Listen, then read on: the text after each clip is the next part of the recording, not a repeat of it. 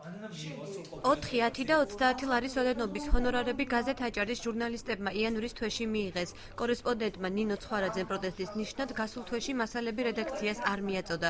იგი განმარტავს, რომ მუშაობის განახლებას მანამ არ აპირებს, სანამ გაზეთს ახალი რედაქტორი არ ეყოლება. ჟურნალისტის თქმით, თანამშრომლებს ზეპირი ხელშეკრულება აქვთ, რედაქტორი კი ჰონორარებს პირადი შეხედულებით გასცემს. მისი მტკიცებით ხელფასები არც იმ თანამშრომლებს მიუღიათ, ვინც სრული დატვირთვით იმუშავა. ხელფასი არ გვაქვს ხელშეკრულებით, რომელიც გააფორმა ჩვენთან დირექტორმა, ჟურნალისტს ფიქსირებული ხელფასი არ აქვს. თუმცა იმავე ხელშეკრულებით მან დაგვპირდა, რომ ჩვენ მივიღებდით კარგ ჰონორარს. ანუ თვის ბოლოს ჩვენი ანაზღაურება გაცილებით მეტი იქნებოდა, ვიდრე ხელფასი და ჰონორარი ერთად.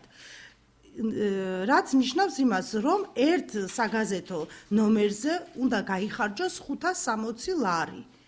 ვინც იმუშავა იანვრის თვეში, ეს 560 ლარი არ გადანაწილებულა იმ ხალხზე. ჟურნალისტთა უმრავლესობა პირად საუბარში აცხადებს, რომ გაზეთს ხელფასების გარდა სარედაქციო პოლიტიკის და მიმართულების არ ქონის პრობლემაც აქვს. რედაქტორი გიორგი გორგილაძე ჟურნალისტების მოთხოვნებს უსაფუძვლოს უწოდებს.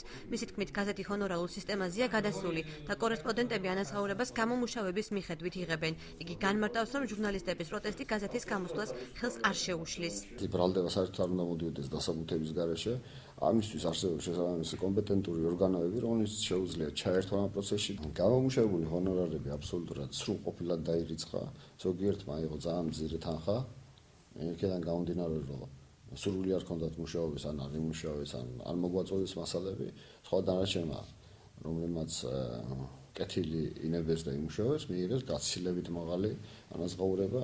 გიორგი გორგილაძემ თანამდებობის დატოვების გადაწყვეტილება მას შემდეგ მიიღო, რაც გაზეთის დაფინანსებისა და სარედაქციო პოლიტიკის საკითხზე აჭარის უმაღლესმა საბჭომ შენიშვნები გამოთქვა. რედაქტორისთვის გაუგებარია, რატომ არ აკმაყოფილებს 2 დეკემბერს დაწერილ განცხადებას აჭარის ფინანსთა და ეკონომიკის სამინისტრო. მისი თქმით, გაზეთ აჭარისთვის დაფინანსება სასიცოცხლოდ მნიშვნელოვანია. ასე რომ მე იძულებული ვიყავი ის პროტესტი გამომეხატა უმაღლესი საკანონმდებლო ორგანოს მიმართ, აჭარის ავტონომიური რესპუბლიკისა. ამიტომ მე ასეთი გადაწყვეტილებაც ამიტომ მივიღე. დავდე პირობა, თუ შენარჩუნდებოდა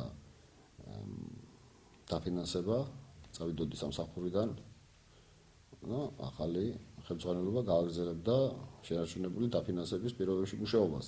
აჭარის ფინანსთა და ეკონომიკის სამინისტროში აცხადებენ, რომ გაზეთის რედაქტორობის მსურველთა განცხადებების განხილვა უკვე დაწყებულია. ახალი რედაქტორი კი გონივრულ ვადაში დაინიშნება. რა პერიოდს გულისხმობს გონივრული ვადა კითხვაზე უწყებიდან პასუხი ვერ მივიღეთ.